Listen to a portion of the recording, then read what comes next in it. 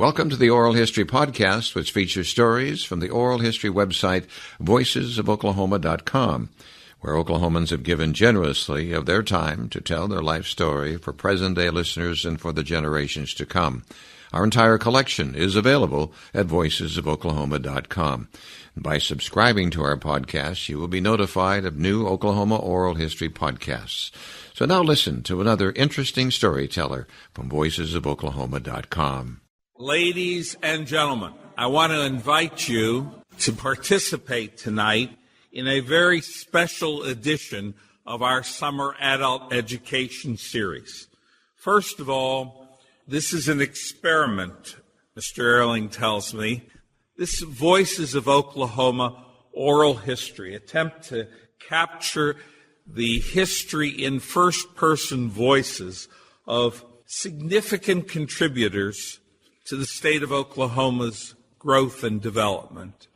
This is the very first time this program is going to be done before a live audience. So you are all, if we weren't in the temple, I would say guinea pigs. You are something along those lines. John, we're delighted to have you with us tonight. Well, thank you, Rabbi Sherman. It's my pleasure to be here, and I welcome the crowd. Why don't you applaud to let everybody know that you're here?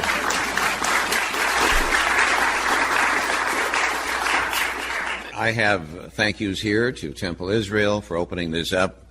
The idea for this actually came from the rabbi, and we had talked about it at some other term, but he had mentioned it to David Zemmel, and so the whole thing then came together. So I thank him for that. Mel Myers, I want to thank him. He's my editor.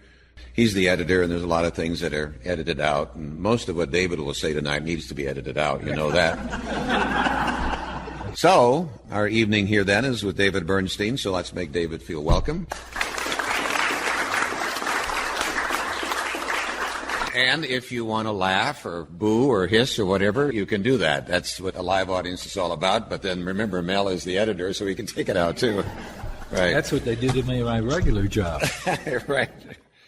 As I'm thanking everybody, thank you, David, first of all, for doing this. It is an experiment for you to be on stage in front of everybody else, but you've got a great story to tell. So, my name is John Erling. Today's date is June 13th, 2011. As a matter of fact, it's 7:35 in the evening. This is before a live audience. David, would you tell us your full name, please? David Louis Bernstein. Were you named after someone in specific? My grandfather, my father's father, who passed away in his 50s, and I was named after him. Your date of birth? May 6th, 1932. It's best to be honest in front of the rabbi. Yes. Right. And your present age? 79. May I also say, I asked Rabbi Sherman to stay at the table here because there are going to be areas that he would know more about than I. Even if I know facts, there are feelings and so forth that he's going to bring to this. So in a way, this can kind of be a dual interview, and that's why Rabbi stays here at the table with me. Tell us where you were born. I was born in Haledon, New Jersey, Haledon, just outside of Patterson, New Jersey, like Catoosa's outside of Tulsa or Broken Arrow, small community.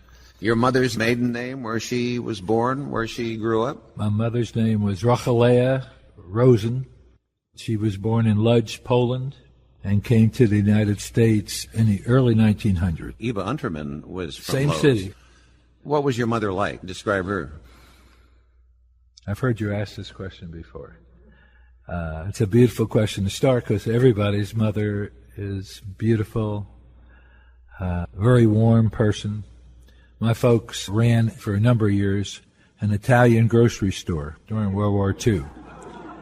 And so my mother was dark-skinned, and, Jews and Italians look alike anyway. So to many of the people in our neighborhood, we lived in an Italian neighborhood. She was called sometimes Rosa. She took her Hebrew name, or Yiddish name, and turned it around and made it Americanized for Lillian Ruth. So her born name was Rochelea or Ruth Lillian, and she changed it to Lillian Ruth. In case you don't ask me, my grandkids are all named for people like my mom, who have passed on, but they've been going back to the original names. So they named a daughter after my mother and turned the name back to the original European name. Oh. And the same for my sister also. Mm-hmm. They've gone back to their roots. We wanted to be Americanized at the beginning of this century.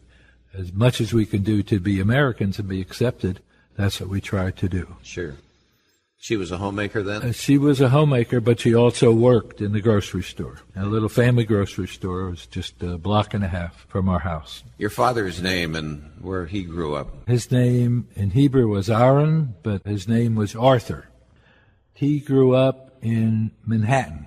He was born in New York City and met my mother after she came here as a young teenager. My dad's father was in the fruit and vegetable business. I remember him getting up at 4 a.m. or whatever to go to market in New York City. We were in Paterson, New Jersey. He drove into New York to the marketplace on the waterfront. He was known for his beautiful fruit and vegetables, and his store was called Arts Market. He was the going thing until A&P started to give us competition. Though grocery and fruit and vegetable was his business, my dad loved horses all his life and raised horses. Even though we lived in the city, there was a little barn, an old barn about 5 blocks away from us, where my dad raised Dalmatian dogs and trotting horses. And he loved harness horses, where you sit sulky. And that's what he loved to do. So every minute of his spare time, that's what he did. He was also like an amateur veterinarian. My dad loved horses because he loved to take care of them. The horses always ended up to be lame on one foot. We raced these horses. The best racing horse we had was blind to one eye. His name was Radar Direct. And it's very hard to have a horse that's blind, because when horses come up behind you, in fact, the winner in the race last week had a blinder on to keep him from jumping. And if you have harness horses, you can't jump. You have to stay within the pace that's set for you. Anyhow, that was a wonderful horse. Blind at one side, yet was able to race. Now, we didn't race in the beginning at big tracks. We raced at little places up in Rhode Island and along the eastern coast, mostly fairs, county fairs. We'd win a bag of oats or 2 bags of oats, or if you were the winner, I guess maybe 3 bags of oats. The trouble with that horse was I used to have to walk him afterwards and dry out a horse after the race. And so I was the walker. And that horse used to step on me all the time because he could not see out of that one side, and I could only lead him on that side. So I developed actually not a great love for horses at the end. Though it took me a long time, because my dad's pleasure would be on Sunday to go to the stables, curry the horses, and sweep out whatever's on the floor, shovel out whatever's on the floor. And my mind was on playing a game of pool or going down to play a basketball game in the Y, whatever. But I learned to do it, but I was not his favorite at doing that. Eventually, I developed myself, I say I did it myself, an allergy to horsehair. And I found a doctor, and he said, yes, you're allergic to horsehair. Stop blinking. I was blinking my eyes. Sure enough, it went away after I didn't have to go every week to the horses. So there was no more pressure on you? No more pressure. And my dad's final revenge was Shalom. My dad passed away. I was already living here. He was in New York. He went to a wedding and probably drank a fifth of 4 roses or something, danced with all the women, and put his head down and passed away there. And so when we went back to the funeral, it was cold. We had a limo to pick us up. I have to preface it to say my mother was not a lover of horses either. And so when my dad came home after being all day with the horses, he had to change all his clothes in our basement. She was a Yiddish mama, a Jewish mama, who was not great for all that outdoor stuff. He couldn't wear those boots with whatever was on them. He had to change his clothes and then come up into the house. So on the funeral day, the limo picked us up, and before I stepped into the limo, I stepped in a little dog mess that was sitting there on the ground. And it was wintertime. We got in the limo, and they turned on the heater, and it started to blow that smell. My dad loved that smell. He could sleep in the stable with no problem for him. And I thought to myself, this is your revenge, David, for not paying more attention to my dad and doing what I had to do. Brothers or sisters? My brother was 13 when I was born, and my sister was 11 when I was born. I was like an only child kind of when I came along, probably by surprise. What would you have done for entertainment? We're talking about the 30s. Did you listen to radio shows? Yeah, because I had older brother and sister, I guess, I loved the swing era and big bands and dances that were at our house with a bunch of their friends. And I learned how to Lindy Hop and Jitterbug and do all of that very early. Living outside of New York, we only lived about 10 miles from New York City. If you sat at the top floor of my high school, you could see some of the buildings in New York. That's tough to go to school when you can see the buildings in New York City, and that's where you want to go. So I used to go to New York to the Roxy Theater, the Capitol Theater, and the Paramount was the ultimate. If we had the money, we'd go to the Paramount. You'd get to see a movie in those days, and then a big band. Gene Krupa was my favorite band. Benny Goodman we would see, Tommy Dorsey, Jimmy Dorsey, all the great bands. And I was pretty young to do that. It was because of my brother probably schlepped me along. You know, schlepping along. You could have been 8, 9 years old. Probably a little more than that. But December 7th, 1941, you would have been 9 years old. You have a memory of that day? I do. We lived on the second story. We were having breakfast, I remember. And my brother was in the store running the grocery store I mentioned. And I remember he ran all the way home and yelled up our steps, "The Japanese just bombed Pearl Harbor." Most of us didn't have an idea what that meant to us at that time. We used to hear a lot from my grandfather about what was happening in Europe. Then the ensuing time and years rationing. Do you remember that there were products that were difficult to have? When your father owned a grocery store, you could still get a Hershey bar. But mostly didn't have Hershey bars, other than a special party. My dad raised money for war bonds. He had a little horse and a little wagon that went with the horse. And we would go out with that horse and wagon, and whoever the politician was or speaker or celebrities that would come to town, we'd get on the back of that wagon and we'd travel around Patterson and downtown someplace. They would speak to people and they'd raise money for war bonds. And then he'd use that horse and wagon actually to save gasoline. We'd deliver some of the groceries. You know, if you bought $5 worth of groceries in those years, you needed to have it delivered. If you bought under $5, I used to take it in the red wagon to their house. But over $5, my brother had to take him in the truck. So, yes, we all had that situation. Especially my father's only sibling lived in Nyack, New York. It's in Rockland County, New York State. At that time was a non-Jewish community. I think my uncle was the only Jewish family there. He had a gas station right on Route 9, I think, was the highway to Nyack. And we'd go there all the time because my grandmother thought they were starving all week because there was no Jewish place to buy food in Nyack. In her vision, they were starving, which they weren't, of course. So we'd go up on Sunday, load up with food, especially during the war, I remember when things were tight, and we'd bring food up there, schlepping Jewish food to Nyack. Through Sleepy Hollow, the story of Sleepy Hollow took place right there. I remember at nights coming back in the back of my car, and my dad may have had a drink or two more than he should have, and we'd drive about 3 miles an hour, it seems, all the way through that area. Seems like I was always with them. I must have been since I was the lonely kid at the end. I was with them all over. When all the boys were drafted in the Army, my uncle's 2 boys were in, my brother eventually was in. They'd go up Saturday night to hear the news, to listen to Walter Winchell probably giving us the news at 6 o'clock or whatever. Can't even remember the names of some of the newscasters that were fantastic. Gabriel Heater. Yeah, I remember listening to Gabriel Heater. They'd hear the news, and they were scared to death, and their sons were overseas at that time. My sister was a nurse, and so she was at some military bases also, so they worried about everybody. You remember hearing Franklin Roosevelt, the president, on the radio? Yes, I did. But you remember, I was born under Herbert Hoover, one of the greatest presidents we ever had. You remember him. It wasn't until Roosevelt became president that we had something to eat. Jumping into your education, school was there? In Patterson. Central High School, sometimes called Eastside High School. Remember seeing the movie Lean on Me? They were out of hand, and an African-American principal had to come in. Yes, Morgan Freeman came in, settled down the school, and that was my high school. When I went there, though, it was a different environment, different time. My principal wore a celluloid collar.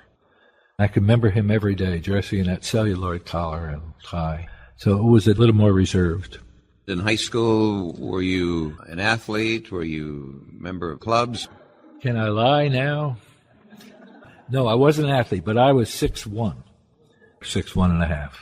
I'm now below 6 foot, believe it or not. And so the coach always wanted me to play center on the basketball team. Oh, Bernstein, you need to go out for center. You need to go out for center. You're wasting your time here. And I said, I can't play. So, well, come on out anyway. So one time, he saw me, and that was the end of it. I went back to being center for the B'nai B'rith boys basketball team. You would have graduated from high school. 1950. That was the beginning of the Korean War. Yeah, well, let me go back a minute if I could. Of my pre-bar mitzvah year, it was 1945, my brother went into the service. He was already 26. He worked in a war plant and had some physical things that kept him from the Army. And he wanted to go to the Army very bad. All his friends were in the Army. We lived in a non-Jewish neighborhood, and he was a 6-foot guy, too. People would see a big strapping guy, and they'd say, why wasn't that Jew in the Army? My son's over there serving to save those Jews, and here he is, a slacker. So my brother went and had surgery on hernia, tried to get in and couldn't get in. He tried the Navy, and he tried the Air Force, and he was colorblind as can be, which I am also. He finally was able to get into the Army. He was in the Army but 6 months, and Battle of the Bulge came. During the Battle of the Bulge, he was a replacement. They didn't know anything. In New Jersey, at Fort Dix, they gave them all sharpshooter medals, little medals, but he couldn't shoot a gun. In our home, you didn't have a gun. The only guns I ever had were wooden clothespins. I used to make guns out of wooden clothespins. And then when my mother came in, I made believe they were walking horses, but they were my guns as well. But we had no guns. And anyway, my brother was killed in the Battle of the Bulge, a young guy. That was January 15th. In the middle of that winter of the Bulge, when our guys were snowed in, iced in, couldn't leave, surrounded by the German army. I have letters from him, actually the day before, telling my mom, don't worry, it's okay here, and it's warmer than they say it is.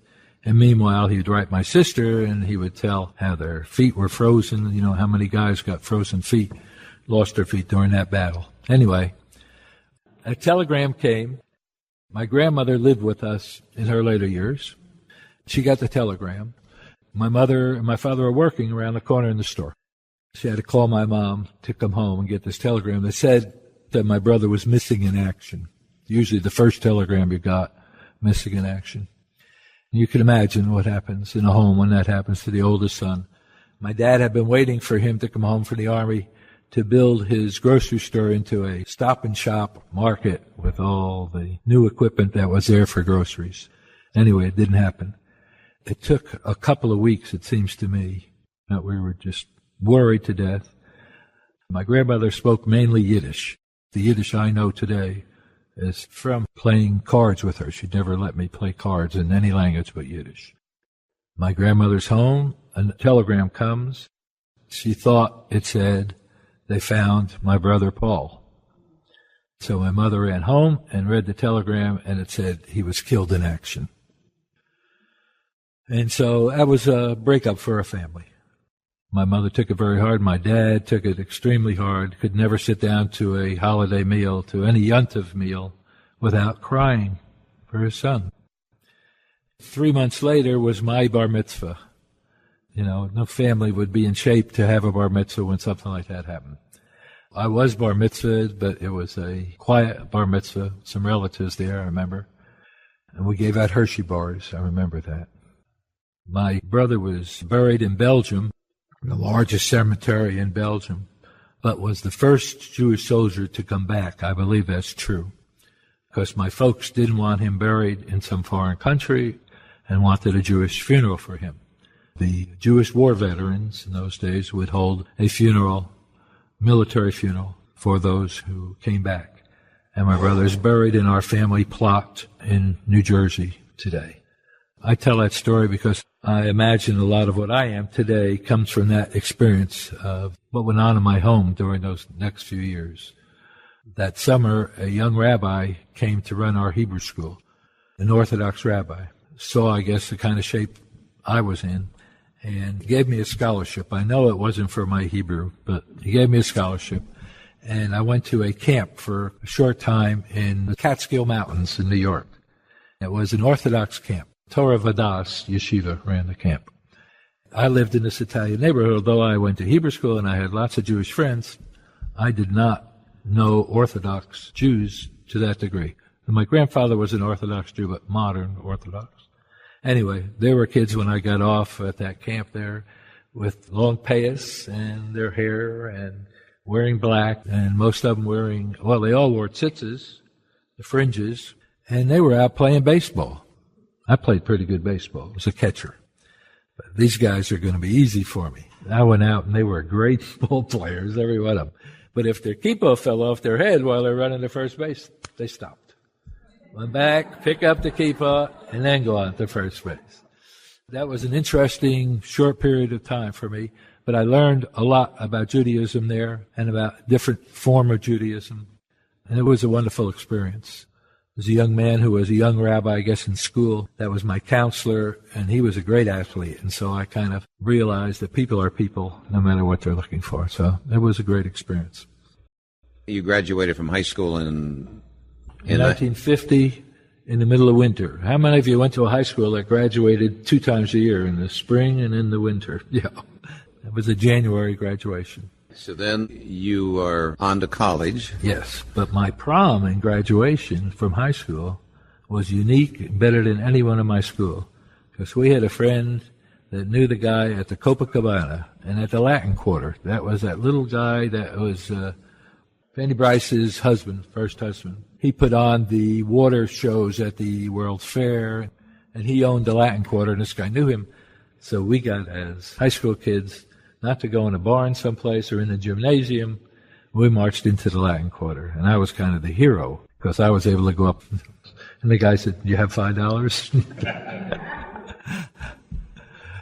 Anyhow, but I went to the 1938 World's Fair. Anybody there went to the World's Fair in New York in 1938? Rabbi, were you at that one? No, it was a little before my time. In Flushing, New York, I believe is where it was. I remember the beech nut factory, beech nut gum, because my father was in the grocery business, so we had tickets to go because of the grocery displays or whatever they were showing there. The theme was a ball and was a name for it. And Trilon and Perisphere was in the back of my head. And I can remember seeing that on the train coming in from Jersey into New York. It had been advertised all over it, and it was wonderful. Airplanes, it was a time when airplanes were just getting popular, and I remember seeing displays on those and such. They wouldn't let me into the girly shows. So, we're on to college, and where did you go to school? Fairleigh Dickinson University in Rutherford, New Jersey. I did mention the Korean War, which was 1950 to 53. That's when I was in college. I made such high grades, I didn't get drafted, but that's not true. I did make good grades, but since my brother was killed in World War II, I was the sole surviving son. They couldn't draft anyone who was the last son left at home. It was good for my mother as well. So I didn't go to the Army in the Korean War, but I did go to school. You graduated from college in 53. I graduated in like 3.5 years or something like that. So then, what is it young David is going? Well, I want to tell you one more story. You think I have time for that one? Absolutely. The one experience that I've tried to write about and almost sent to a couple of magazines was an experience I had when I was about to go to college. That was after I got out of high school, so it was 1950. My best friend was a drummer in many bands in the East, but he was a young guy too. Memorial Day, you try out for a job in the mountains, in the hotels, in Grossinger's and all the hotels in the mountains. He had gone and gotten a job as a waiter for the summer. They interview you, you work for the weekend, they pick out the best guys. When he came back, he was offered a job in a band for the summer as a drummer. That was his life story, so that's what he wanted to do. And he said, "Are you working this summer?" And I said, "Not really. I'm working in a florist." He said, "How'd you like to be a waiter at a hotel for the summer?" I said, "Wonderful, I'll do it. But you have the job." He said, "Well, you have to work under my name." There were no Social Security cards and that stuff there that I remember. I just went down and told him my name. And my name was Chuck Wysotsky, because that's what his name was, Chuck Wysotsky. And I worked the whole summer under Chuck Wysotsky's name, with a bunch of guys from Rutgers that were there and myself from my college. It was an interesting summer because the hotel was supposed to be a kosher Jewish hotel, but we found out through the summer it was owned by some mafia guy in New York. And his Jewish girlfriend ran the hotel. So he would come down on weekends with his mafia guys. I was the worst waiter, ended up worst busboy in the hotel. This was the Bradley Hotel in Bradley Beach on the Jersey Shore. I used to walk out with dishes, and I could not hold those big trays in my left arm, only in my right arm. So if you carry it in your left arm and you swing the door open in the kitchen, it would come back and hit the back of that tray. Many a day I was carrying a big tray full of juice glasses. I remember they trusted me with the juice glasses. Must have been the cheapest glasses they could buy. That door would hit me, and there would go the glasses, one by one by one. And this was a Jewish hotel, so I would hear around the room, Mazel tov, Mazel tov, Mazel tov, Mazel tov. And I remember it was a brick floor. So they gave me the worst table right by the kitchen, so I wouldn't have to walk very far with my plates. And so when the boss came in for the weekend and brought some guys with him and girls, they sat at my two tables. The first thing they would all do, the women in the morning, is pick up the tablecloth and blot their lipstick on my tablecloth all the way across. And I was told, "You'll never have any lipstick on your table." So what could I do? And I was being called Chuck. "Chuck, would you bring the water? Chuck, I need this." And half the time I couldn't remember I was Chuck. So I told them I was deaf, finally. I said, "I'm deaf in one ear. I have to turn the other way to hear you. So sometimes I won't answer by Chuck." And he had two attractive daughters at my table also. Oh, I'd be careful how I would pour the water and whatever. And with them, I'd get shaky. I'd hold the water out, and I'd pour that water, and it would mix the glass and go over their dresses, and I'd think in the middle of the night they're going to come up and do me in. But they weren't that bad a bunch. So that was an experience I had in a summer camp that I'd like to make a movie someday. It also explains a little bit your affinity for undocumented workers. Yes, you know? That's right. Also, my fear of speaking up and saying, "No, I'm David Bernstein." My uncle came down from Newark one weekend. There's my Uncle Benny. He had heard I was working there, and he came in there. In the old days, they had palm trees in all the dining rooms. So he's looking for me, and he has the guy at the front call for David Bernstein. And when I heard him call for David Bernstein, I was scared to death. I remember hiding behind the palm trees as Uncle Benny came through trying to find me. What was your degree in? Masquerading, no. My degree was in English literature, Shakespeare English literature, which is worth 2 cents on the market when you get out of college. So, Chuck, what did you, David, out of college, and you graduated with this degree, what were you then prepared to do? What were you? I was enrolled in law school. I was going to law school. I took law exams, and I was accepted at Rutgers and NYU. So I was set to go to NYU. But it was a tough time because my mother died in 1952.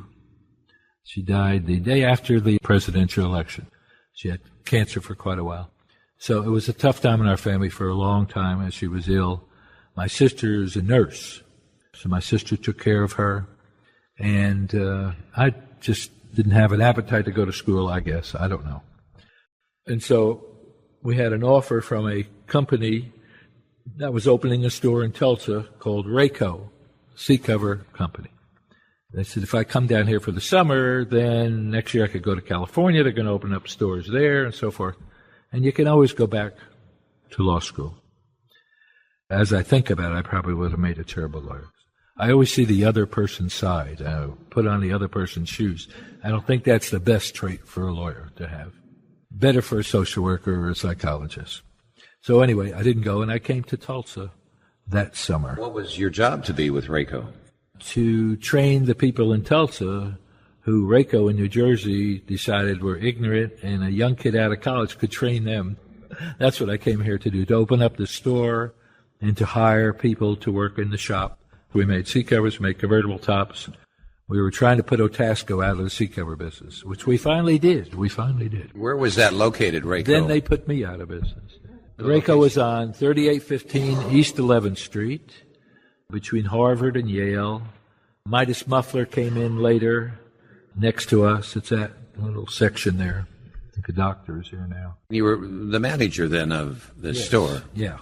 Is there somewhere in the line here that you met a young lady in Tulsa? Yes, and that's what kept me from California. That winter, first off, I couldn't find any Jewish girls. I only dated Jewish girls in New Jersey. And when I got here, it was summertime, and all the Jewish girls were off to camp or wherever they go in the summertime. I couldn't find anybody. I knew Jerry's brother, my wife's older brother. We were friends. We together went to the Jewish Federation then. Used to be on 51st Street. Harvard. Yeah, by the restaurant. Villa Venice. Villa Venice. I can remember going up there. There were no computers in those days and no lists. I said, I would like the list of all the single Jewish girls in Tulsa. They had heard a guy moved down here from Jersey and didn't know much about me. So I had to explain, what did you want it for? I said, I want to start a youth organization. Alan's sister was in that youth organization. So I'm looking up and remembering. Martha Strauss. Anyway, they gave me a list of all the single girls in that age group. Stanley Prusak, who's Jerry's brother, and I called them all up and had our first meeting. It was wonderful. We got to meet girls, and the girls got to meet guys. Nancy Stolper was a member of our group. Edith Peru's brother was a member of that group. We met a few times. I don't remember exactly what we did, because by that time, Stanley had taken me home to have Shabbos dinner or whatever at Jerry's home. And her mother was a great, great cook. Through Stanley, I met Jerry. This young girl, her last year in high school, and I just fell in love. Then I had to dismiss the group. I told them why, because I met you. So that was your first group organization, organizing. You've done many in your life, but that was your first one. That's right. But was it really for the group, or was it really for you? Everything I've done has been for me.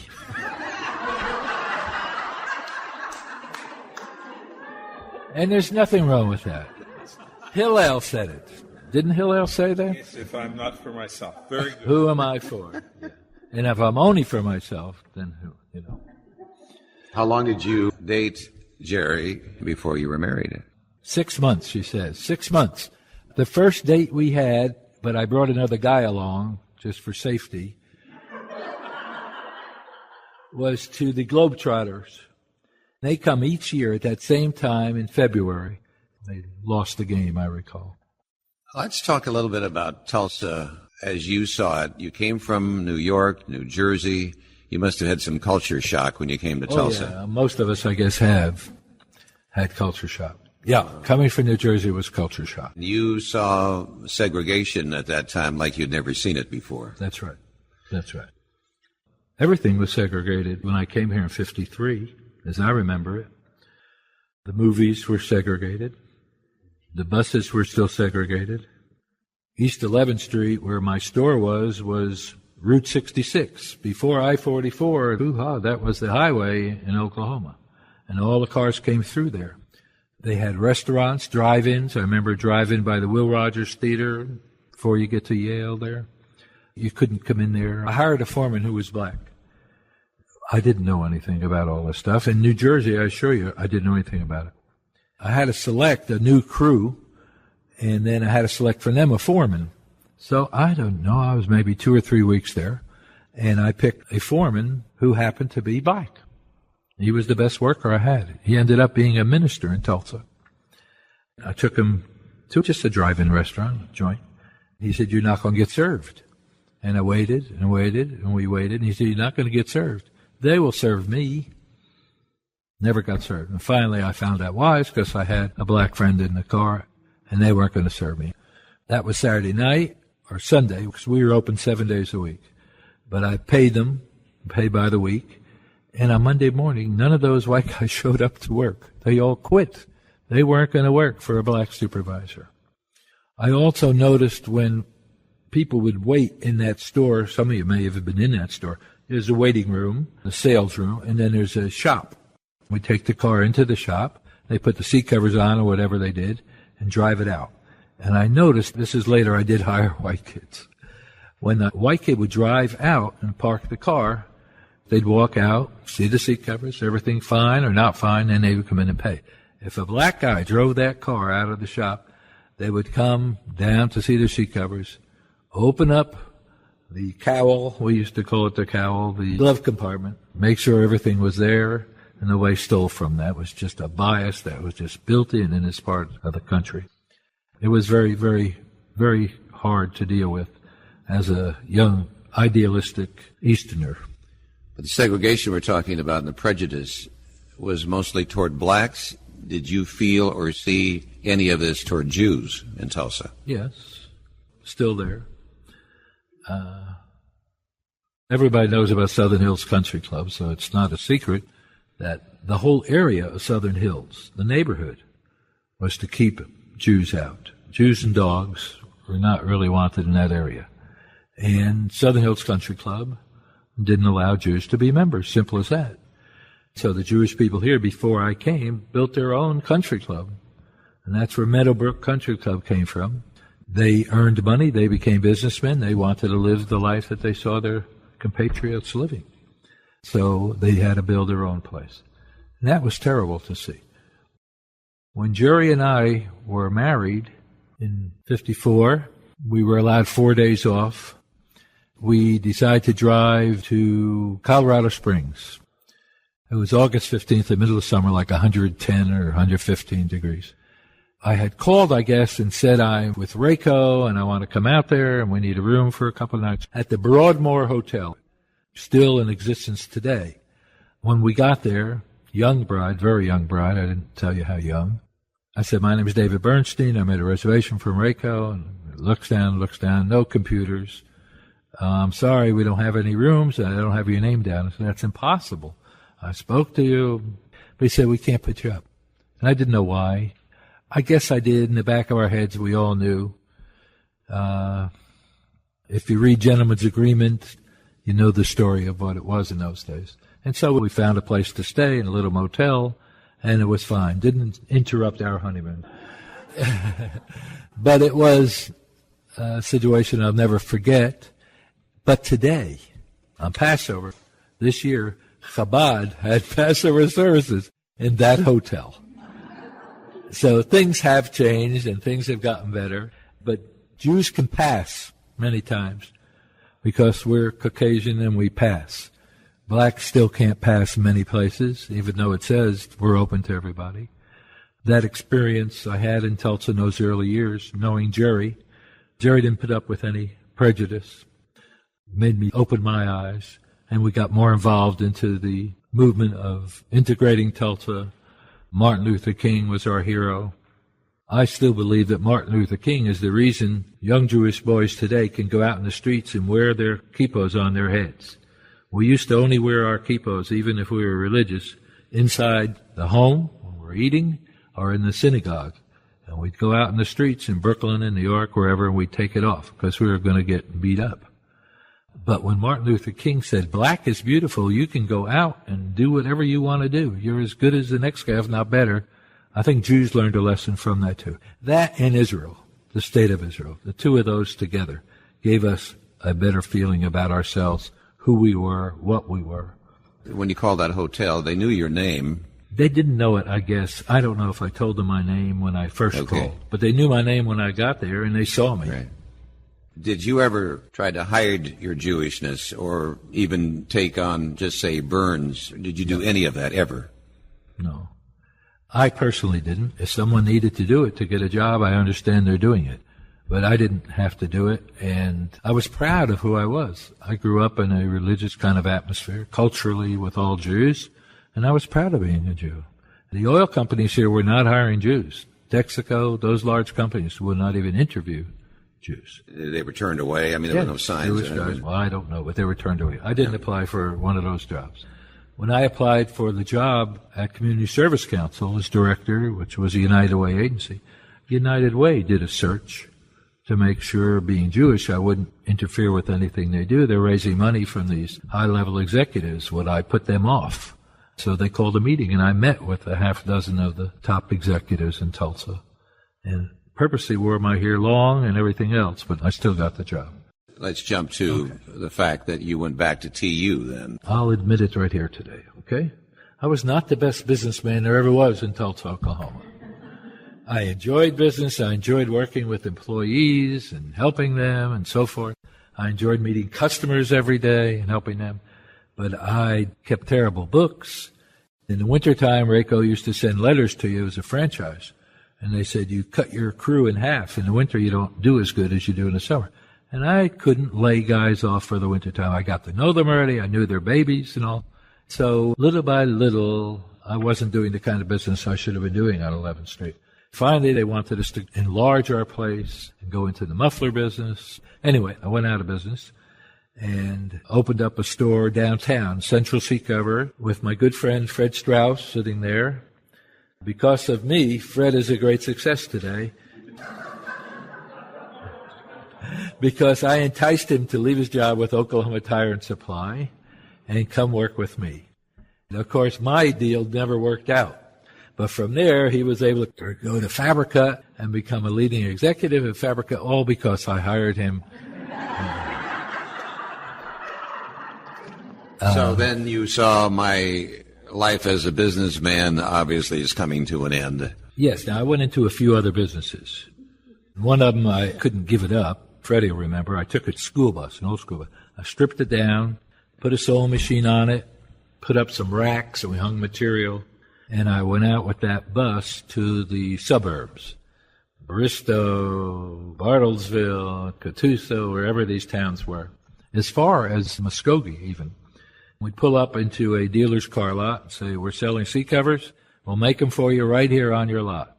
The only thing I need to do, I have a very long extension cord. There were no fancy ways of doing it, though. They had to pull out my extension cord and go into their office, plug in the sewing machine, and make the seat covers. So I did that for a while. Then I went to Broken Arrow and opened up a little seat cover place in Broken Arrow. Did a bunch of things. My wife was a better businessman than I. She had a store in Broken Arrow selling bedspreads, much better than I. But anyway, I loved business. It did not love me. So then what prompted you to go to Tulsa University? I decided that I'm not made for this and I should go back to school. I did a whole kind of survey on myself and found that what I enjoyed the best is working with people, helping people, whatever. And I believe I even wanted to know a little bit about myself. Most people that go into psychology in school, part of why they're going there is to learn about themselves. Some of them never find out. They become psychiatrists.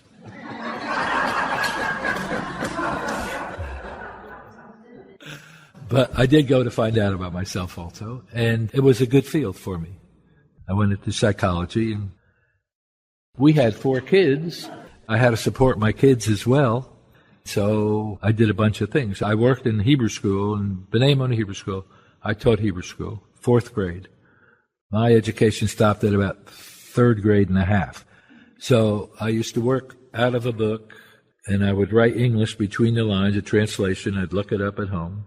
And then I teach the class, the Gimel class. And if they got too far ahead of what I had cribbed in my notes, I was out of business. I think I was a good teacher, because when you get children come 4 o'clock in the afternoon, we all have done it, to school, after being in school all day long, to sit and rote and sit in this chair, sorry, Rabbi, I forgot there's still Hebrew school, for 2 hours, 3 days a week or whatever, it's not comfortable for a lot of kids. We didn't know there was HDD in those days. We just had good kids and bad kids. One of the kids I had was Dr. Feiner.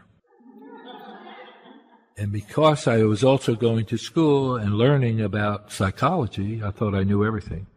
And I had figured out Dr. Feiner, she had some learning disabilities. She probably would not make it because she didn't listen to me. And I had her pegged as not making it. I've told her the story many times. Jamie Cash was one of my students also. Wouldn't take any books home with him. Instead of teaching him, I'd give him books to take home, bring them back. And anyway, before I had surgery on my shoulder, he came in, Mr. Bernstein, are you ready to go? I said, yeah, but I want you to know one thing. Please forgive me if I ever said anything wrong to you. In Gimel class, I don't know if you're the kid that I slammed the chumash on his fingers while he was talking. As it wasn't him. And he said, you know, Mr. Bernstein, I put you at ease. I don't remember being in your class. That was kind of a defeat for me. And we went ahead and did the surgery and everything was fine. But a lot of the kids in this town I had figured out wrong. Well, they would lock kids in the closet. I won't even mention any more names. They were nice kids. They all turned out to be businessmen and lawyers and doctors. Wonderful men.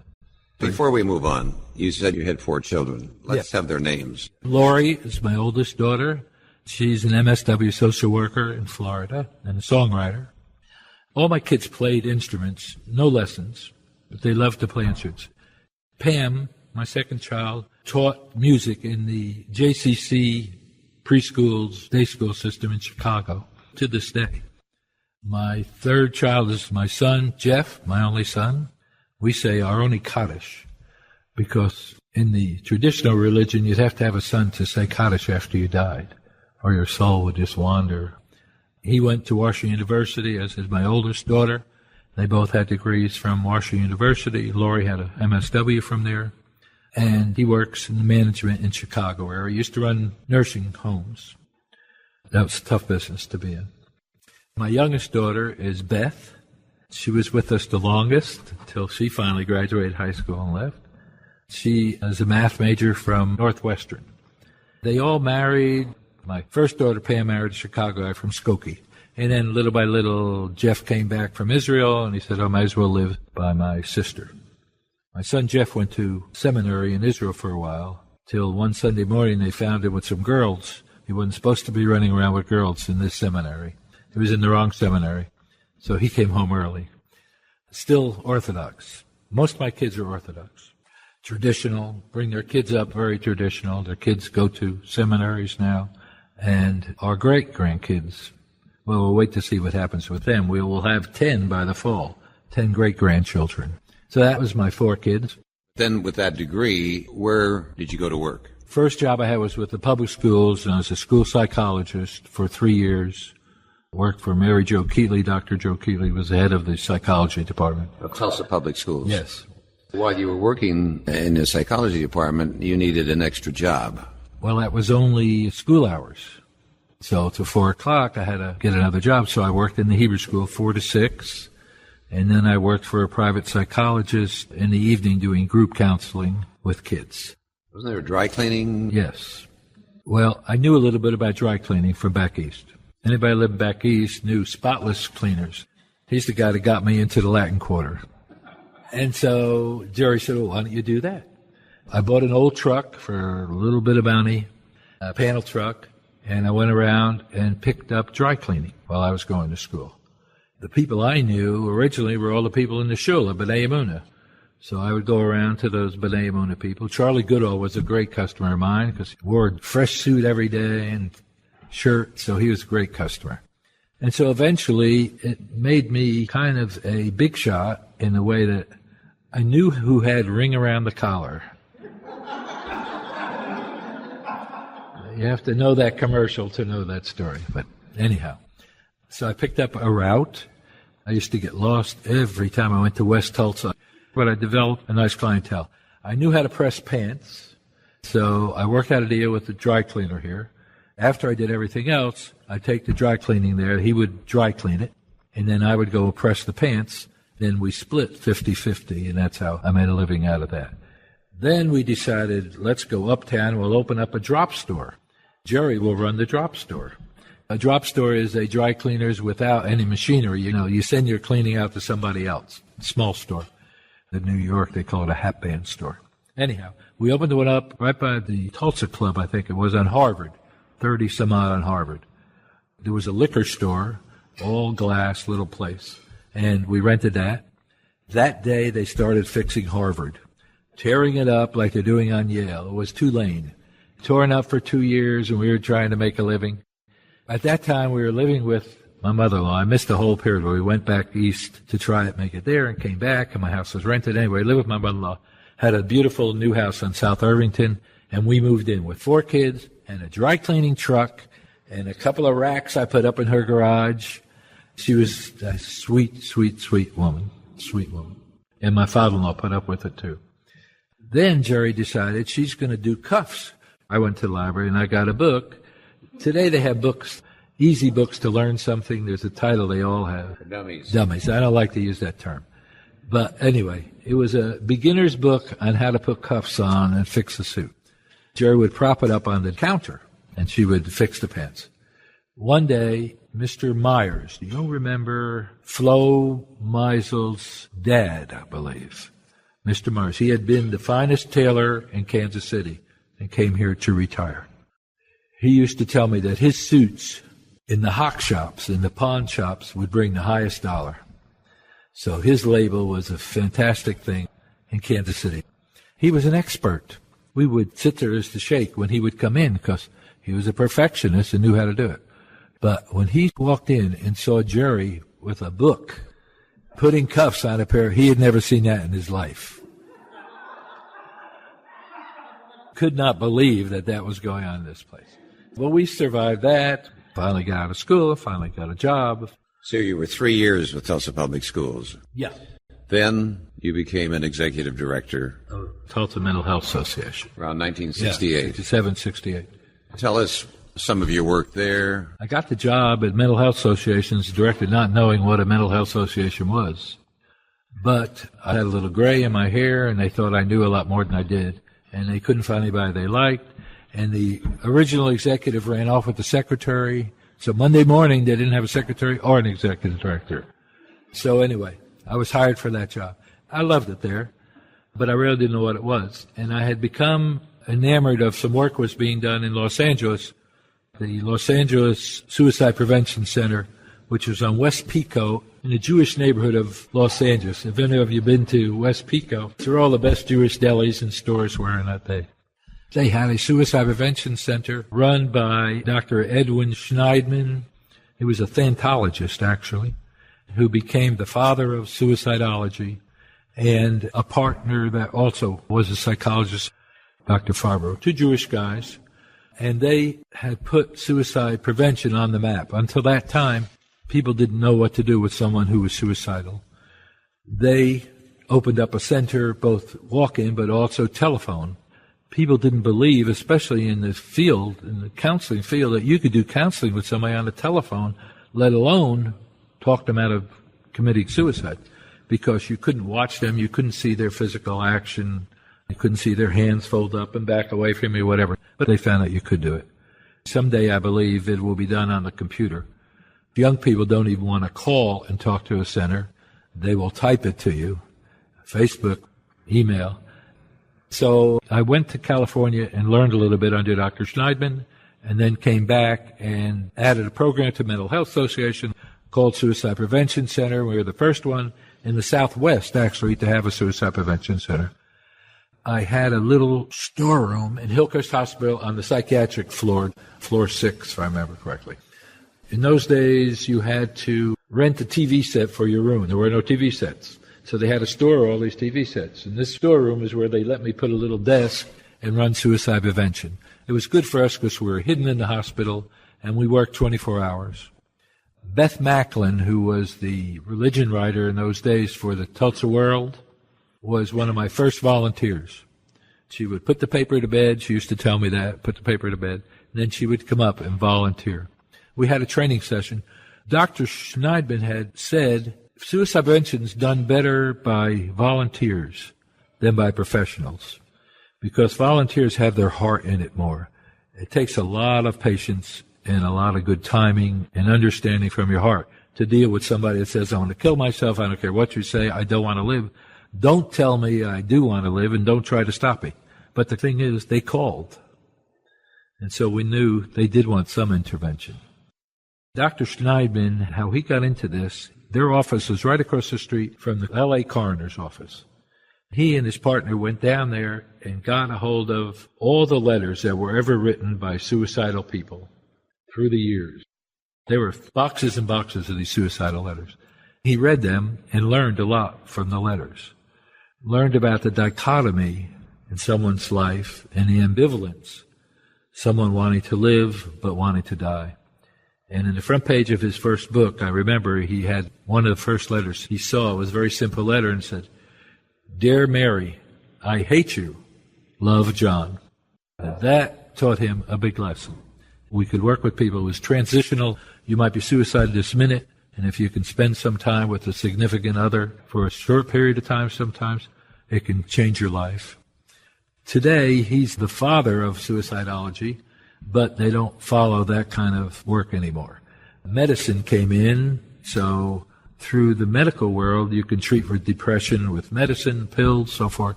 Just like long-term therapy, it went out of fashion to a degree. A few years after suicide prevention happened, there was a hit television show called Hotline. Vince Edwards had that show, and it was #1 that year, and it was about a hotline place. Why did this come about is because the drugs that we so despise today, in those days, were many times in the black community. And the white community, this side of East Admiral Boulevard, could care less. When we had a bust on Brookside of kids from Edison High School and so forth, who were white kids, who were doing drugs, it opened up everybody's eyes. Therefore, there became this demand to have a telephone line also, 24 hours, a drug line, a place for kids to call with all kinds of problems. I saw the TV show, and then I called California, and sure enough, the first teenage hotline is in L.A. So I went out to L.A. again, worked a little bit with them there, and came back and opened up a second program called Teenage Hotline, I guess I call it. Again, 24 hours, get different kind of volunteers working on the line. Occasionally I would take the calls, many times. And a woman that used to call me regularly, she was a chronic caller on suicide prevention, and she'd always punish me at the end of the call. We've talked for a half hour, and I'd say, I got to go. There's 3 calls waiting for me. She would say, okay, don't worry about it. You'll never hear from me again. Letting me know, I did her in. She used to call me quite a bit. She had worn out every relative she had, every friend she had, because she would continually tell this sad story, a very dark story, depressed story of her life. I pick up that teenage line, and there's that same woman, a different name. I know her voice so well. She says, can I talk to you about a problem? I said, sure. She says, my grandson, I think, is using drugs. I said, boom, a light came on to me, that you didn't have to have a specialized line to deal with people. People wanted somebody to talk to, someone who's objective, someone they don't see and know, so they won't run into them again. People never come back after that situation to tell you, oh, thanks for helping me. It's gone. So I found out I could combine the both programs. About that time, it was 3 years again, I was asked to become the director of Community Service Council. The concepts you learned in California, and you brought them here to Tulsa, which would have been new. Did everybody in the medical profession accept you? Was that readily accepted? No. You say no, why wouldn't they? Of course, the people on the phone were not professionals. They were volunteers. They had some training from us. And they were volunteers dealing with people's lives. But there are a lot of physicians, and it's just tough to say in this town because there's a lot of physician friends. A lot of physicians don't want to deal with someone who is suicidal. That's too dangerous because they're afraid something will happen, their insurance and everything else. So people in hospitals stay away from people who they know is suicidal, who have attempted suicide. There's a study done of the care of people in the hospital. A person that is in because they cut themselves or did something to themselves, shot themselves in the leg or whatever, those people did not feel that they were treated the same as people in the same rooms they were in and whatever in the hospital. and that there was some stigma that they tried to kill themselves. Why should I, as a nurse or a medical person on the floor, put all that effort into saving them? After all, they wanted to take their own life. But really, they didn't want to. They wanted to live. Cry is to live. They wanted attention. Yeah. I put together a play. For a few years, we went out and did a play about a young boy who had a gun and was going to kill himself with Virginia Banfield Thompson. Anyone remember her? She was an actress in this town. I went to a lot of little towns with that play. You took calls back then. Would they say, I have a gun with me, or you hear a gun go off? Any of those experiences? Sure, you can't help but have that if you're on that line. We used to take calls at home when we didn't have volunteers working in the office. Once at home, Jerry brought me some pop or water or whatever with ice. I was talking to this person a long time, and then finally he said, is that ice rattling? I said, yeah, it is. He said, you're sitting there having a cold drink while I'm spilling out my guts and telling you all the deep things I would never tell anybody. So I never did that again. One night I fell asleep. I was sitting on the edge of the bed. The call had come. Jerry would know to turn over or to wait for me. And I was dealing with one of these suicide cases, and I fell asleep. And that person had a right to kill themselves because there they finally found somebody who says, yes, I want to listen to you. Tell me all about yourself. Suicide prevention worker doesn't want to reject anybody because there's no place else to go. But anyway, it ended up okay, but I'd done all those things. And I had a girl shoot herself while I was working on the line. She had told me she didn't have a gun anymore and someone had taken it away. Her brother had come, but she really did. You have lots of clues. Women talk about suicide a lot. Men attempt it without talking too much. You have certain clues. If it's a man, if it's a woman, it's a young person. And all that goes out the window because everybody's an individual and you don't know what's going through their heads. She happened to be a go-go dancer. In those days, go up in a bar, up on a stage and dance with just minimal clothes on. She was having problems with a boyfriend. Anyway, she shot herself, but she shot herself in the stomach. Then I didn't hear anything for quite a few days, and she finally called me from the hospital. Said, do you know, I did the worst thing in the world I could have done. I said, yeah, I agree with you. She said, I can't work anymore because I wear a bra and pants. And when I have this wound right here that I put on myself in the stomach, I lost being able to be a go-go girl anymore. So maybe she turned out to be something different. You mentioned the Community Service Council. Tell us what that is. It's a planning agency that plans for mental health programs and social programs for this part of the state, northeastern Oklahoma. Looks for needs, see where the needs are, and then tries to do studies on it, get money for agencies, and develop programs. You became its executive director. And I ran suicide prevention only because I was there. It also runs Helpline to this. 211. That whole program is now called 211. You could just dial 3 numbers. I put that together between Federation and Community Service Council. But actually, all of these things I say I apologize for because I didn't do it by myself. And sometimes I wasn't even the leader. But I was involved in it, and I felt very involved in it. And with the good people in Tulsa that worked with me, I was able to do a lot of those things. You remained the executive director then for a number of years. At Community Service Council? Right. Yeah, near 15 years. Right. So some of the things that were accomplished while you were there, the Women's Resource Center? The YWCA Women's Resource Center, we started with the YWCA. The YWCA used to get in trouble in those years.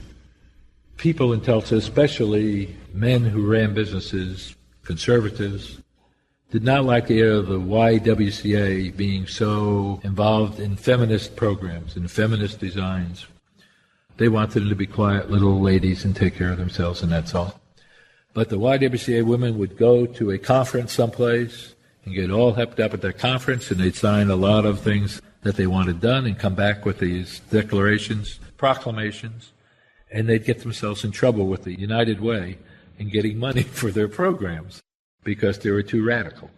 The leadership of the YWCA when I first started, and I did all of the reviews of the agency, so in those days we had a lot to do with the United Way. But they didn't believe that women who are in trouble could be saved very well. They were just women who turned the wrong way. But young boys and men could always be saved, and the Boy Scouts could save anybody. Any program you develop for boys, you could get money for it. But it's hard to get money for domestic violence. Oh, my gosh. Fought to get money for that program. And until we had some women come in to the board of directors of the United Way, the YWCA had a hard time. I knew that the United Way took back money. At the end of the year, if they gave you $100,000 and you only spent $85,000, then you had to return that $15,000. Then they would call me up, myself, and Phil Dessauer was my assistant. He's now the director of that agency for a number of years. We'd meet with them. We'd say, don't you have something you want to do that you can't get money for, the United Way won't fund? And I'd say, oh, yeah, we'd like to open up this for women. I said, well, let's take that $15,000 and start a program before you have to give it away. Before December 15th. After December 15th, they would get suspicious that I was doing something out there as the money wasn't coming back in. But if you did it before then, you could get away with it. So we started some programs. One was that. Multicultural Service Center was another program that we went to the Y with and said, people are coming in. Immigration now was here. I worked a lot in immigration in those days, both as a volunteer with the Federation. You know, for years I was on the Federation board before I went to work for them. So when I left the Community Service Council, the United Way said to me, your hobby has been the Jewish Federation all these years while you worked here. I hope you'll make your hobby United Way when you go to work for the Federation. It doesn't always work that way. I think there are a lot of people, including Jews, who don't know what the Jewish Federation is all about. So why don't you take a minute and tell us about what is the Federation that you became the executive director of? The Jewish Federation is actually a model for United Way. There were Jewish federations before there were United Ways. And in every community where immigrants came in, there was a place for them to come. And there was a Hebrew free loan where through a federation usually they would come and be able to borrow some money to start a business or just get started in this new world. Federations are a combination, to me, of the Community Service Council and the United Way. And that's how I used to explain it. News people would come to want a story, and they didn't know anything about being Jewish, and so I had to tell them. The United Way raises money for agencies.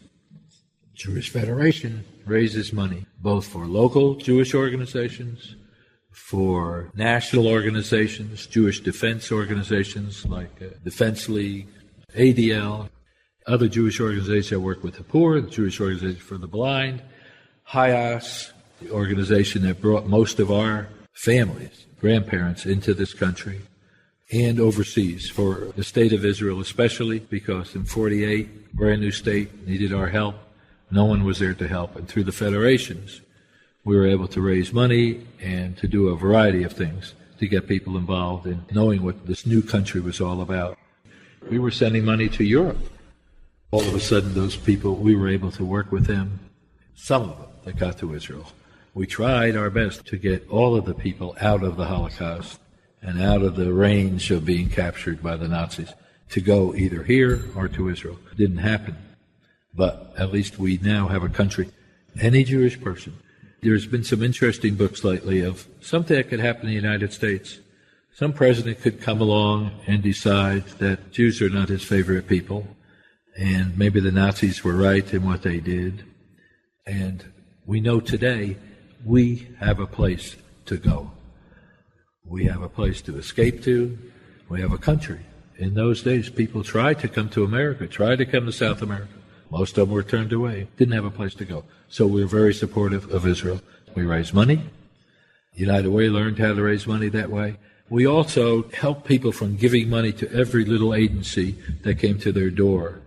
There's a tradition in Judaism of men that traveled from Jewish institutions and came into your neighborhood, come into your city, all over the country, and they would go door to door into the synagogues to raise money for orphan asylums in many places. Thank God we don't have those orphan asylums today. Jewish Family and Children's Service that we work with and helps us a lot was one of those Jewish orphanages, by the way. So anyway, people said, let's start this federation. People can give one gift, and then the federation will distribute it to those agencies that prove worthy. United Way did the same thing. I'd like you to make it even more personal in terms of our community. I think that there's, as you well know, a stereotype that all Jews are middle class or above. All Jews are successful. You know, because you're on the front line, but I'd like you to share a little bit what it means to have a social service fund which you for years have been the one who administers. Give us a little slice of what that looks like in Tulsa's community. Before I came to work for the Federation, I was on the board. I was social welfare chairman, as you know. They gave me a checkbook. This is the old days. Because my office was downtown at Community Service Council, I was near the bus station. In those days, people with problems would come to Tulsa on a bus. Today, they come by car or by airplane, whatever. But those days, by bus. Someone would call, and they didn't have any money. They were called transients in those days. We call them homeless today. I would have the checkbook, so I could write $10 to them, get them a place to stay for the night, put many people up at the YMCA in Tulsa, although many Jewish people in those days were a little afraid of going into a Christian organization, even though that Salvation Army would help them have a place to stay. They were suspicious that there would be some proselytizing going on, and there usually was. So for their night stay or food or whatever, you have to pay for it by praying the way they didn't want to pray. So we would find them places to stay where they felt comfortable. We also had people in the community that were hidden from us, since we don't live in Tulsa in high-rise buildings where we know everybody. On my first date in the Bronx, everybody in that building knew the girl I was dating, what time I brought her home, how long I was between going downstairs to drop her off at her room and come down to the end. And they'd let you know about it. Here, we don't know everybody. We don't live in a ghetto. I make a demarcation point. When American Airlines brought people to Tulsa, a middle class came to Tulsa that was Jewish, that wasn't here as much from the oil business. Why would a Jew come to Tulsa in those days when there weren't a lot of Jewish people here? There wasn't necessarily jobs for them if they didn't speak English. Many people I put to work in Henry Zarrow's yard, working in the pipe yard, because there's no place else they could work. But there were people that were hidden. And so that's what I worked on for a long time, finding those people, giving them some assistance, getting them on their feet, and have them feel comfortable to come in somewhere. Today we contract with Family Children's Service, and anybody in our community is able to have a number of sessions of counseling available to them through the Federation, working with the synagogues, temple and synagogue. So there's nobody that we shouldn't be able to help. Once the middle class came in more, then we began to see other problems. People know it today with the recession. You can be in good shape with a job, and a very good job, and tomorrow you don't have a job, and you moved your family out to Oklahoma and so forth. So that's the kind of work we do also. If someone's in a hospital, needs help, a variety of kinds of situations that we work with people quietly through the Federation and through the synagogues. Those people that I see in synagogue on holidays that I've helped through that system, we just wave like that, because those were problems that they don't want to have again. Or in the days of drugs, I'd get a call and say, I found a packet in my son's closet. What do? You used to work with Helpline and all of that. I didn't know any more what to do for them, but I would meet with them. Mainly was working with the parents. For Educational Development Corporation here in town, I wrote a audio system, it was before video systems, called The Choice Is Yours. It was all I knew about drugs, but that would take 2 pages. In those days, I didn't do nothing. But I did a lot of reading, I did a lot of visiting with the institutions that were working on it. It was new anyway. And then we went out, met with young people, college people, and interviewed them. So this audio tape was interspersed with actual experiences, kids talking about drugs. We did it on all the varied drugs. We came down on marijuana like you'd never believe, as the hardest drug out there. We learned a lot since then, but it was what was available in those days, and it was the first one written. The Navy bought it and used it. All their recruits had to go through this training period, and they would use these tapes and then talk about it afterwards, I guess, in groups. One of the things that I so admire about David Bernstein is he is one who doesn't talk the talk, but who walks the walk, who exemplifies in his own life. In 1985, you were executive director then of the Jewish Federation. Yes. How big was the Jewish community then, and how big is it today? It's a little more than it is today. We've shrunk probably near 1,000 people, but I don't want it advertised how big we are or how small we are, and I'll tell you why. One time, a reporter came to me and asked me how many Jewish people in Tulsa. I gave him the number, and it ended up at the paper as 25,000. There are 25,000 Jews in Tulsa. I was so mad that morning I was going to call the Tulsa Tribune in those days and tell them. Then I thought to myself, what am I going to tell them that for? Those anti-Semitic people out there, let them think there's 25,000 Jews in this town, and we can rise up against them if we need to. But it was about a tenth of that size, something like that. We're in a situation now also where we're trying to recruit Jewish people to come to these smaller towns, and we are still a smaller Jewish town. Most Jewish people went to metropolitan areas, and we'd like to get some of them to come back to our area. Throughout the state of Oklahoma, too, the number could be a fairly significant number, just double. Not double whatever the number is we have in Tulsa. Whatever the number is, double it. All right. There's only Oklahoma City and very few Jews anymore outside of that area.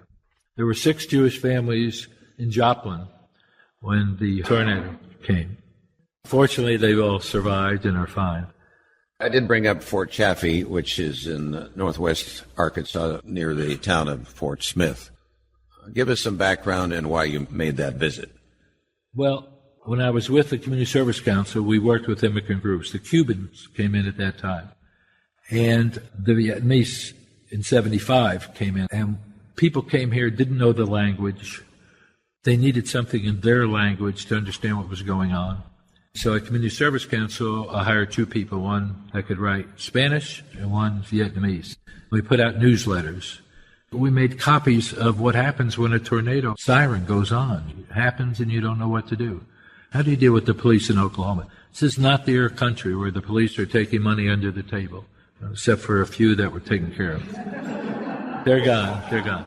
And you can trust the police, and you can call the police. If your child has a problem, you don't have to hide from the police. When the second round of the Vietnamese, those are people who we called boat people, came out.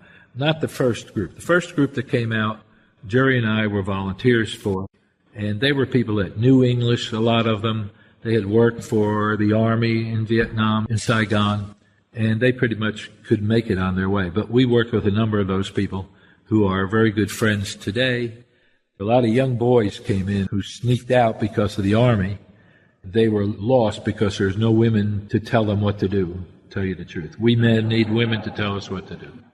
And so Jerry became a mama for quite a few of those young boys. So every year at Christmas time, Jerry gets Christmas cards from those boys with pictures. This is my family. This is my wife. These are my 3 kids. Mama, I'll always remember you when I came here from Vietnam. Merry Christmas to you.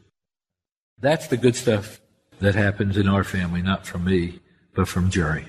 Most of the good stuff happens from Jerry.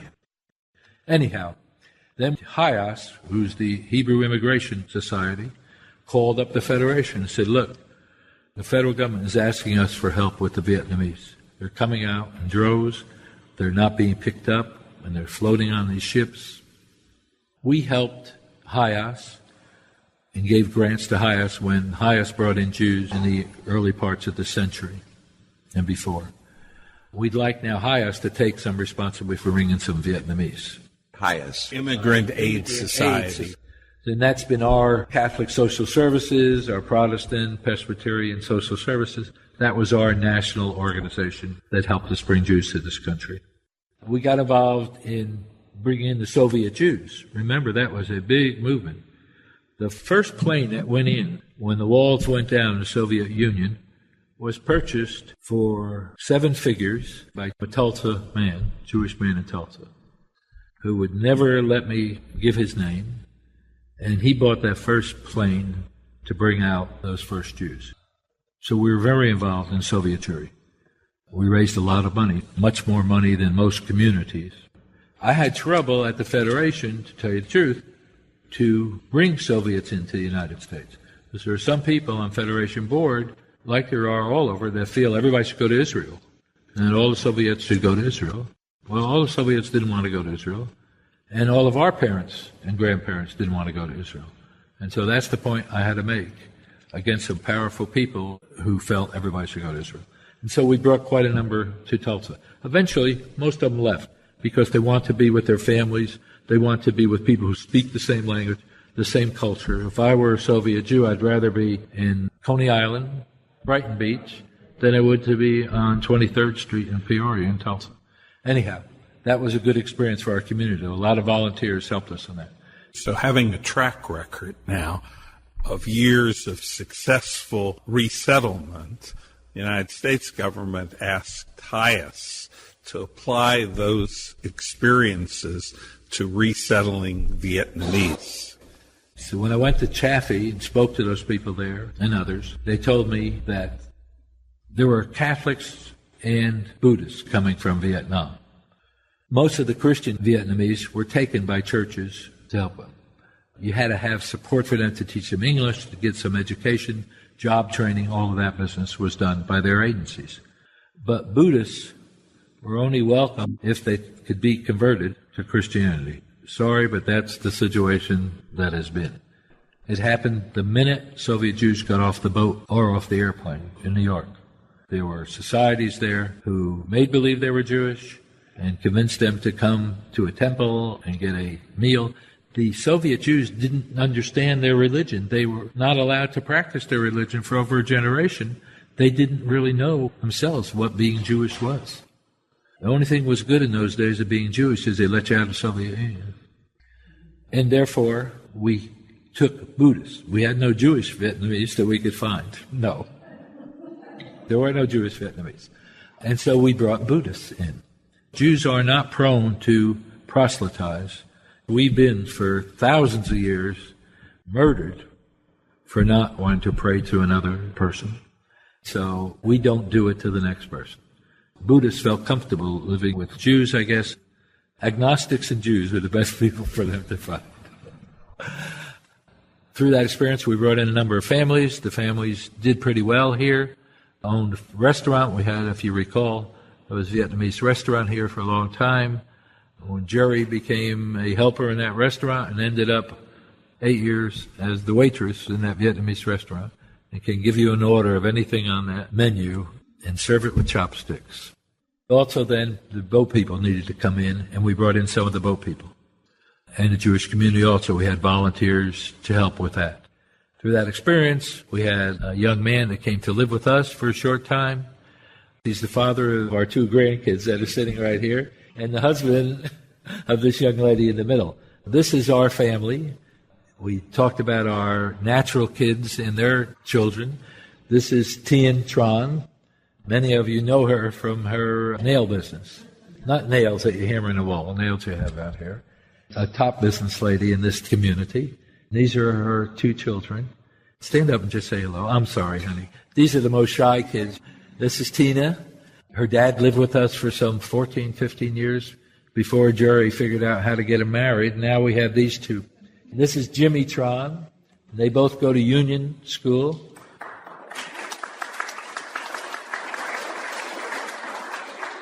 Friday nights, they're at our house for Kiddush. They both graduate Heritage Academy, but they're Buddhists. Their parents are Buddhists. Their grandparents in Vietnam are Buddhists. And Jerry wouldn't have it any other way, and she runs the roost in my house. I'm embarrassing the heck out of them because they're very embarrassed kids. But they're wonderful kids, and we love them. Friday night, they come and have Shabbos dinner with us every week, along with Tien. Jimmy and I do the Kiddush. He can do the Kiddush in Hebrew as good as anybody can do. Tina learned it all perfect, but she doesn't want to sing out loud. They have Passover with us when we're in town. So they're our grandkids. We're just proud of them. I assure you, they brought more to us than we brought to them. Their father you took in Yes. as a young man into Yes. your own home. That's right. Why him, and why did you decide he needed to come into your home? Because he came here with a brother, and the brother was not very good to him, and he was sort of the slave of the brother. He never had the opportunity to do anything on his own. The brother had been in the Army many years, and they didn't know each other that well, but they were brought here together. We took the both of them. Excuse me, kids. Excuse me, Tien. He had no education. As most Vietnamese did, or many of them, they knew their own language. So it wasn't as hard for them to learn English. Well, he didn't know his own language. He could speak it, but he couldn't write. He was illiterate in his language. Therefore, it was difficult for him to get along. And Jerry took a liking to him. That's all he needs. He wasn't the only kid we ever brought to our house. My oldest daughter tells me to this day, how could you bring these people in? In the morning, we would wake up to get ready for school, and there'd be somebody sleeping on the living room floor, somebody on a couch. Didn't know who they were. We didn't know very well who they were. I would ask Jerry to bring them home for the night. I was counseling with them. I used to work with Traveler's Aid, and somebody would come in to the bus station that didn't speak English from Canada. We had a French couple stayed with us for quite a while. We had a barber from New York. The only way we could get them out of our house, Jerry turned the living room into a barber shop, and all our friends, including Fred Strauss, would come and get a haircut for this guy till he could earn enough money to move on. And so different people through the years have been in our house. One neighbor loaned me a trailer, and we put it in our driveway, and a couple lived there for quite a long time. But this is something that Jerry and I have gained from. Most of us had grandparents, great-grandparents who came to this country without a dime, like their father came, without a dime. We don't know that story, and especially my kids didn't know that story. So it's a good experience to see Yom, their father. His name is Yom. Jerry named everybody you see at this side of the chairs. Learned English from Jerry at home, finally to where he could speak and read enough English that he could go to work. First job I got for him was at McDonald's, in the kitchen of McDonald's. I put him there for the night shift, 9 o'clock or whatever it was. They were open late. I forgot which McDonald's I took him to. And I went to this McDonald's, to that McDonald's. In those days, they didn't have many Vietnamese working, I assure you. Vietnamese guy works here? No. Yes, I'm telling you, he's washing your dishes right now back there. I tell him, no, he's not. So go back and see. And he just kept sweeping this floor until I got there. Must have swept the floor 20 times. He spoke no English in those days, didn't know what to do. Anyway, it's been a broadening experience for us, for our children especially, who grew up like every other American kid and didn't know what it really was to come in here without anything. This heart that you and Jerry have to take people into your home, I would say most of us don't have that. We're not there. Where does this drive, and it has driven you all these years to be this kind of human helper? Where does this come from? Part of it comes because we're Jewish, and that's what we're told to do, just to repair the world. That's our job on this earth, to do that. Secondly, we know what happened to the Jewish people, and we don't want to see that happen to the Hispanic people, or to the Vietnamese people, or any minority group in this country. The Hispanic people that I've been working with the last few years, they think Jews were born rich also, and that they didn't suffer, and they didn't come to this country without anything. And that's been an experience to learn also from us. I have a wonderful silent film that was done about a young European family that came, couldn't speak English, just like the Hispanics, just like the Vietnamese. Lived in a tenement in New York City, couldn't pay the bills. Their daughter came home and said, I don't want to wear these clothes from Europe. I want to be like an American girl. I need all the stuff. Father couldn't get a job. Mother started working as a cook. The same story. It was a silent film, and you could put anybody's language to it and tell the story. So anyhow, that comes from that. Comes from our grandparents. My grandfather, personally, was a wonderful guy. The guy that came to collect money from the organizations had to have a place to sleep. So Friday night, he'd go to the synagogue, and whoever wanted to take them home would take them home for the night. My grandfather always did that too, and always had somebody. These were Jewish guys that were Europeans, mostly in our grandfather's home. So we saw that happen as well. And then we saw our parents treat people of a different color, different race, a different way than other people did, we feel. Not being derogatory to anybody. It wouldn't have happened unless everybody took it on. But that was something I think inbred in most of us. I'm sure that spirit is full in this room. I hope so. I think also, without trying to gild the lily, that to have an example and role model, David doesn't like to see himself as that, but he surely is. What we've talked about and heard tonight is that out of those Jewish roots comes the commitment to the larger community, that Tulsa is a much better place because of David Bernstein's contributions both to the Jewish community and to the general community. He manages to exemplify for all of us, really, the best of our tradition.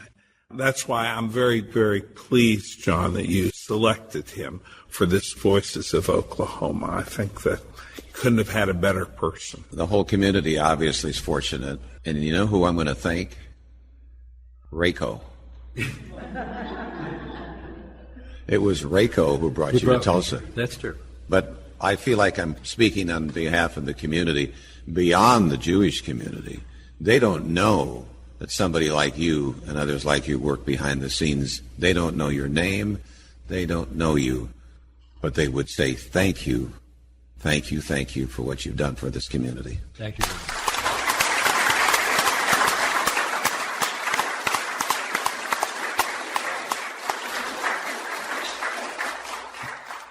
You have been listening to the Voices of Oklahoma podcast, stories taken from the oral history website, voicesofoklahoma.com. At the website, you will discover an array of storytellers. Many you will know. Some will be new to you, but all will be worth your time. This work depends on listeners like you, who are interested in learning about the great people of Oklahoma. Our website provides an opportunity to donate to this 501c3 project, which preserves Oklahoma history, one voice at a time. voicesofoklahoma.com.